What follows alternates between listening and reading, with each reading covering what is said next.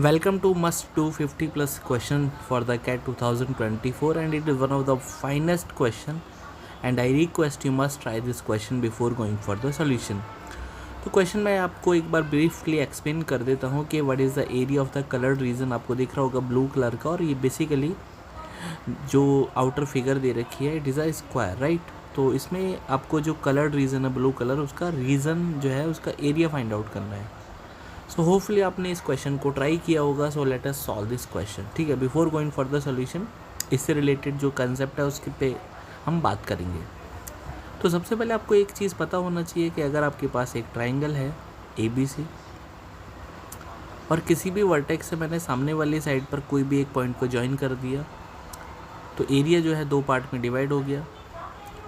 तो जिस रेशो में एरिया डिवाइड होता है उसी रेशो में बेस डिवाइड हो जाएगा, और वाइस वर्सा। पहला इंपॉर्टेंट पॉइंट है, राइट। दूसरा हम बात करेंगे यहाँ पे सिमिलैरिटी के बारे में। अगर आपके पास से एक ट्राइंगल है, एक दूसरा ट्राइंगल है, अगर ये सिमिलर है, सिमिलर के लिए दो एंगल इक्वल होने चाहिए।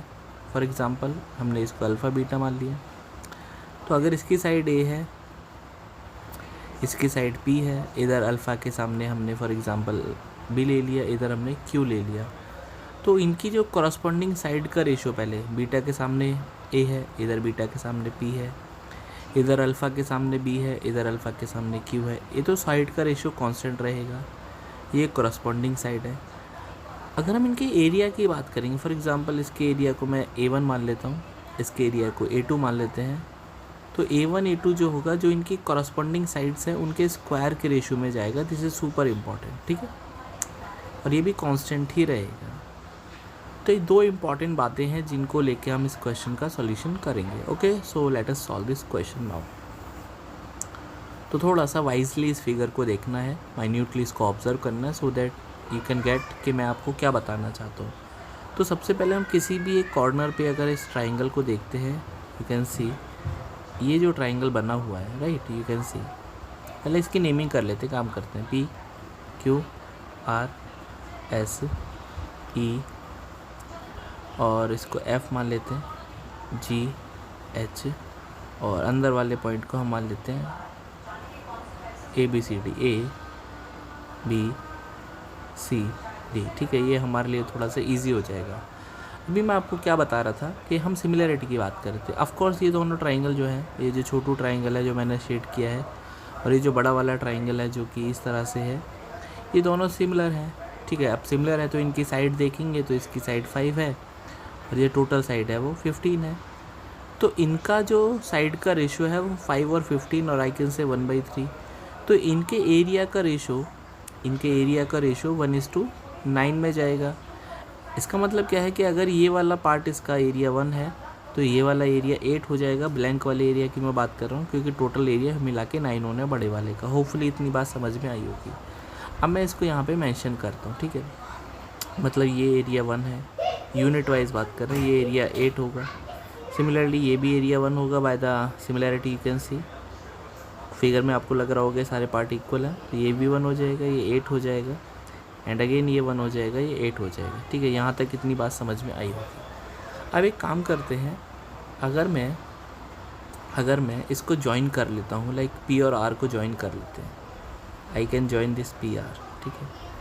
तो जब आप इस PR को ज्वाइन करोगे, मैं कुछ डिफरेंट लाइन से ज्वाइन करता हूँ, सो दैट ये आपको ये समझ में आए। लाइक मैंने इसको यहाँ से ज्वाइन कर दिया PR को। लाइन थोड़ा स्ट्रेट नहीं लग रहा है, बट बिलीव मी मैंने स्ट्रेट ही खींचा है, ठीक है। अब ये ट्राइंगल आपको कुछ ऐसे ऐसे दिख रहा होगा, ये और ये, ठीक है। ये जो इसके यूनिट्स हैं कितने, 8 और 1 9 और 1 10 यूनिट है, ठीक है।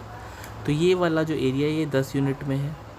अच्छा, अगर मैं इसका बेस देखूंगा, ये बेस 5 है, ये बेस 10 है, इसका मतलब इसका जो एरिया है, इसको एरिया को अगर मैं A मान लेता हूँ, A1, इसका एरिया A2 मान लेता हूँ, तो A1 A2 जो है वो इनके बेस में जाएगा रेशो में, दैट इज़ 5 और 10, और आई कैन से 1:2, मतलब A2 डबल होगा, राइट। तो अगर A2 डबल है तो आई कैन सी कि जो A2 डबल है तो ये वाला वैल्यू 20 यूनिट हो जाएगा, ठीक है।